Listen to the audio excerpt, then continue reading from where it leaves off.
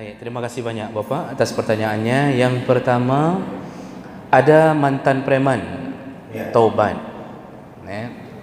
Setelah dia taubat, pertanyaannya, apakah semua dosanya masa lalu diampunkan Allah? Ini hukum asal berdasarkan hadis Nabi sallallahu alaihi wasallam. Rasulullah berkata, "At-taibu minaz zambi kaman la zamba lahu."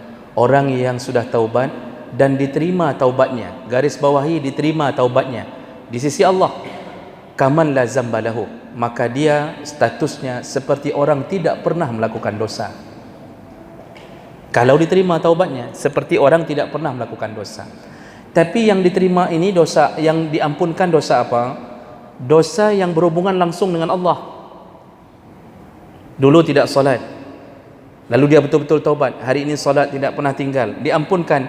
Tetapi menurut jumhur ulama, menurut 4 mazhab, solat masa lalu tetap wajib di qadha.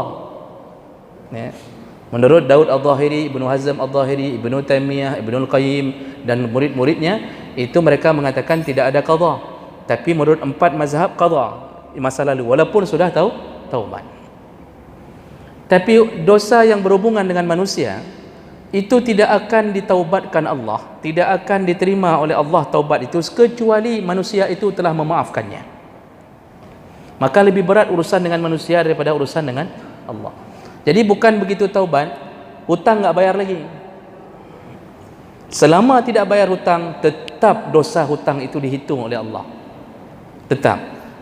Kita pencuri dulu, mantan pencuri, maka harus memohon maaf dari setiap rumah yang pernah kita curi.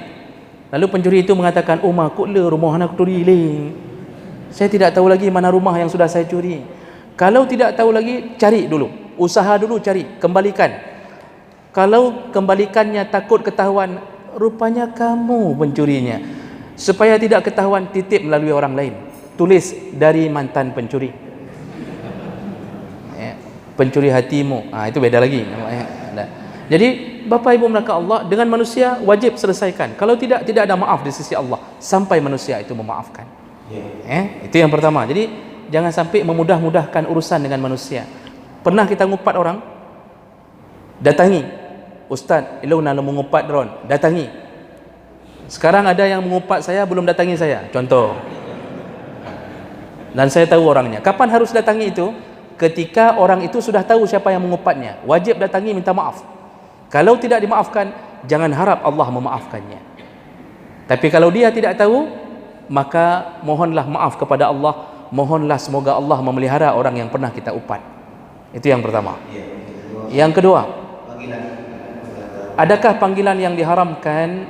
Semua panggilan yang terhormat boleh dipakai, walaupun dengan gaya bahasa berbeda. Kita panggil abi, kita panggil abati, panggil papa, mama, bebek, hani, apa lompa, macam-macam, opa, oma. Tapi jangan panggil yang panggilan-panggilan punya Perancis. Untuk sementara ini boykot semua panggilan Perancis. Kalau bapak buat walimah ala-ala peran baik pegal ilah selak ni no. Sudah. Adakah yang diharamkan? Ada, yaitu panggilan yang bermakna buruk. Kecuali Allah sendiri yang memanggil baru boleh kita siarkan. Contoh, Allah telah mensyiarkan panggilan Abu Jahlin. Itu panggilan buruk. Tapi disyiarkan oleh Allah. Nabi mensyiarkannya memakai si bodoh. Abu Jahal itu bapaknya si bodoh. Karena bangai tahan. Bangainya tak tahan. Lalu Allah panggil Abu Lahab. Abu Lahab, yaitu Abu yang memerah mukanya seperti api, yang maksudnya kena pegah asal neraka. Kalau Allah yang mensyiarkannya karena keburukannya, maka dibolehkan. Tapi kita kalau bukan Allah yang mensyiarkannya, tetap tidak boleh memanggil dengan yang bermakna buruk. Tidak boleh panggil. Jadi kita enggak boleh panggil apa bangai, apa pungo. Itu tidak boleh.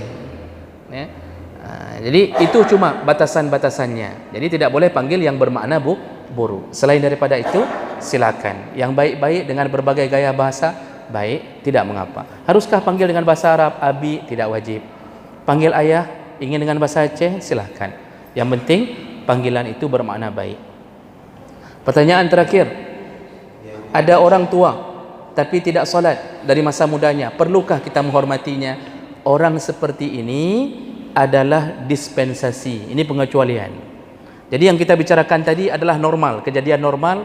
Kita bertemu dengan orang tua yang baik, atau walaupun tidak jahat, walaupun tidak terlalu baik tapi tidak jahat, itu tetap wajib hormat. Tetapi kalau bertemu dengan orang tua yang ahli maksiat, dia saja tidak taat kepada penciptanya, untuk apa kita menghormati dia? Dia tidak hormati penciptanya, maka dibolehkan untuk tidak memuliakannya.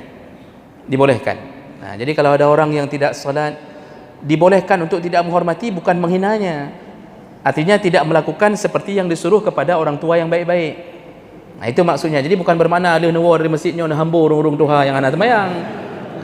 Bukan itu maksudnya. Artinya yang disuruh dalam adab ini apa? Hormat. Kepada dia enggak usah terlalu hormat, tidak mengapa, karena dia sendiri pun tidak pernah menghormati Allah sebagai penciptanya. Nah, jadi ini semua berlaku kama tudinu tudan. Mungkin dia dulu pun tidak hormat ke orang, maka hari ini muncul dalam hati kita tidak hormat kepadanya.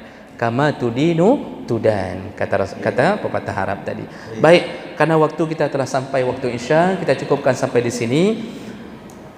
Kita tutup dengan kafarah majlis. Subhanakallahumma wa bihamdik, asyhadu an la ilaha illa anta, astaghfiruka wa atubu ilaik. Wassalamu alaikum warahmatullahi wabarakatuh.